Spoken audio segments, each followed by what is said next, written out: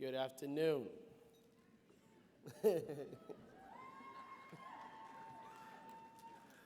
Oh, man. My name is Dalmar. I'm excited to tell you a little bit about me and how youth care has been in my life. To get started, we have to go back in time and to another country. Seattle is my home, but I was born in Mogadishu, Somalia. There has been war there my entire life. My home nation is best known for great bloodshed rather than great beauty, which is a shame. My parents wanted to get away from war and build a new life in America. At the time, you had to immigrate through another country, so they set their sight on Kenya. It was too expensive to bring the entire family at once. Only 2 people could go. While I knew it broke my mother's heart, she picked me to go with my father to Kenya. She stayed behind with my 3 siblings. It was a deep sacrifice for her. I was only 5 years old when we left. I remember the last time that I hugged her. We held on so tight. I am now 24 years old. That was the last time I saw her in person.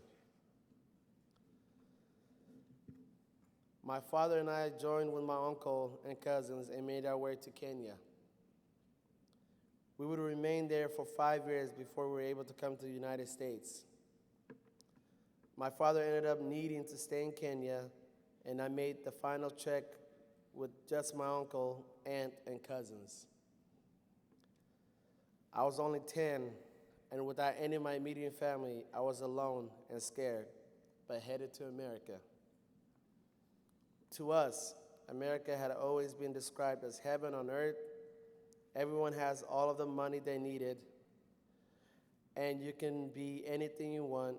Everyone can make their dreams come true. Perhaps the streets were paved with gold.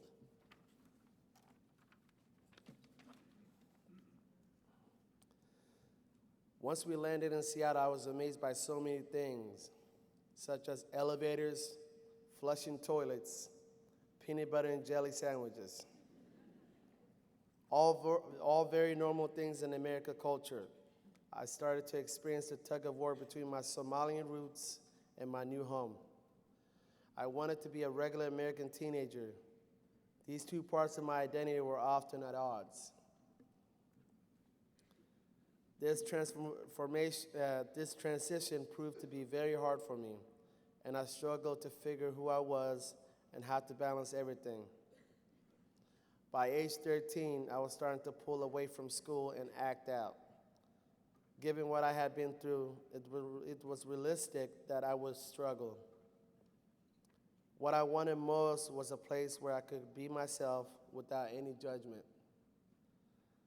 I found that I was comfortable with a group of white American kids my age. They accepted me, offered me easy friendship, and made me feel like I truly belonged. This group of youth also happened to be involved with the Christian ministry. I attended the weekly youth group so I could hang out with my new friends while I also remained committed to my Muslim faith. For more than a year, I visited this Christian youth group and deepened my friendship and feelings of being welcome.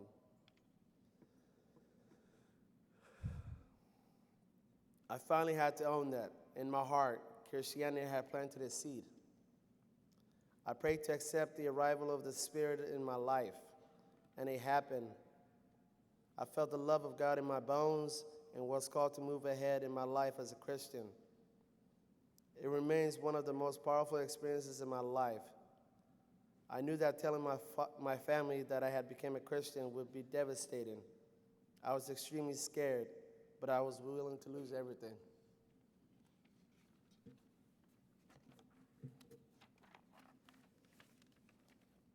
Sadly, I was correct. My family is of deep Muslim faith and very traditional. There was no space for my discovery. My family yelled and yelled and told me I had brought the ultimate shame upon everyone. It was clear I could not live under this roof as a Christian. but my heart could not extinguish the fire that had started. I was only 16. The pastor of my new church and his wife offered their home to me, and I accepted it. I was succeeding in school. I was a young leader in my church. I had a job at the local grocery store. In many ways, this was one of the happiest times in my life. In this space, I felt good. I was helpful. I felt loved. But two demons proved to be still chasing me and putting this wonderful time in jeopardy. First, I wanted to fit in and be like all the other teenagers I knew. This included experimenting with drugs and alcohol. As most teens do, for me, the experiment didn't go as planned. Second, while I was grateful to my pastor and his wife, I was also extremely hurt by the actions of my family. They let me walk away. They didn't fight for me. They said I brought stigma to our name, and I had been betrayed. I was resentful, and I was heartbroken. This grief and confusion caused my dabbling with drugs to turn to active use. This didn't work for my pastor and his wife, and I had to leave their house. They helped me link to another church member to live with, but there wasn't a good fit. This was the beginning of my long experience of homelessness. I found myself downtown, no home, no money, no clear plan. I am a big guy that worked to my advantage. I was frightened, but knew I had to look tough. I worked hard to look and act like I had been outside for a very long time. That rough exterior protected me. My search for a meaningful community also carried on, and I built a street family full of other kids from all walks of life, races, and cultures. We survived together. We offer one another support. I even had a name with this family, Midnight.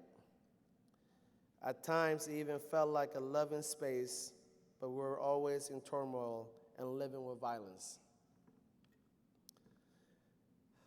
For a few years, my young adulthood revolved around surviving outside and living with addiction.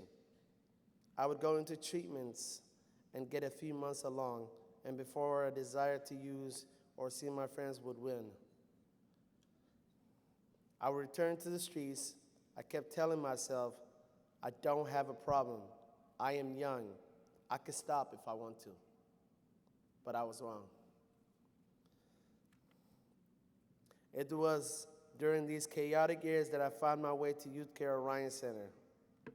Other youth told me about it. Other young people knew. If you needed help, go to the Orion Center. The staff there are cool, and it's a safe place where only youth would be. No homeless adults, just somewhere for youth.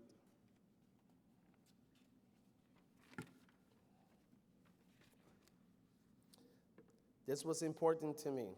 They would welcome you, no questions. And before you could ever do it for yourself, the team at YouthCare believed in your future. At Orion Center, I found warm food and someone asking me about my day.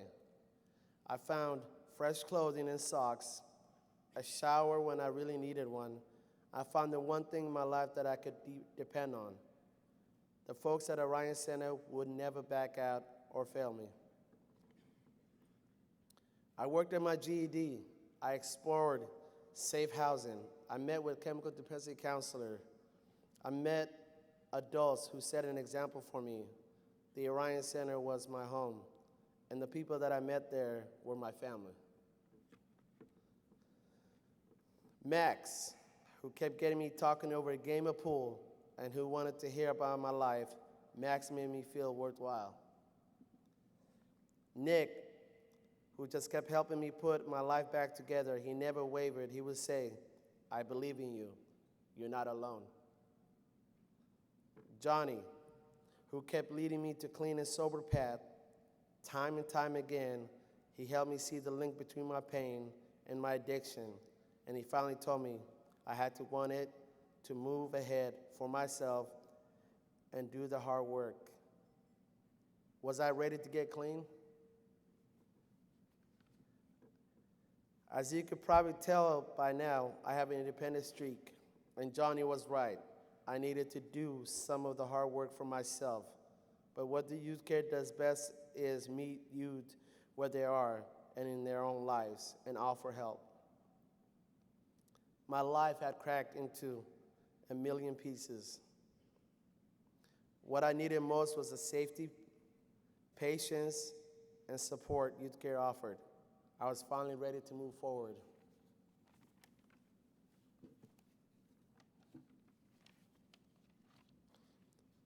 Can you believe it? The homeless kid who lost his way is now helping his family get a new home. And I have many families in my heart. The family I found in recovery, the family I found in youth care friendship, my biological family now in Kenya, and later this year my girlfriend Tatiana and I will bring our first child to this world. Yet another family to love. My to-do list.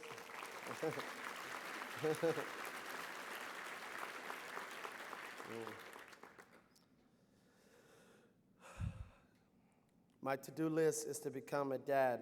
It's about a mile long, but but I am so blessed. As I leave you today, I ask you to treat the youth in our city who are homeless with as much respect, love as you can. Every youth has a story, and you cannot judge the human experience. Help all that you can. Everyone is worth it. I appreciate the chance to join you today, and I'd like to say thank you.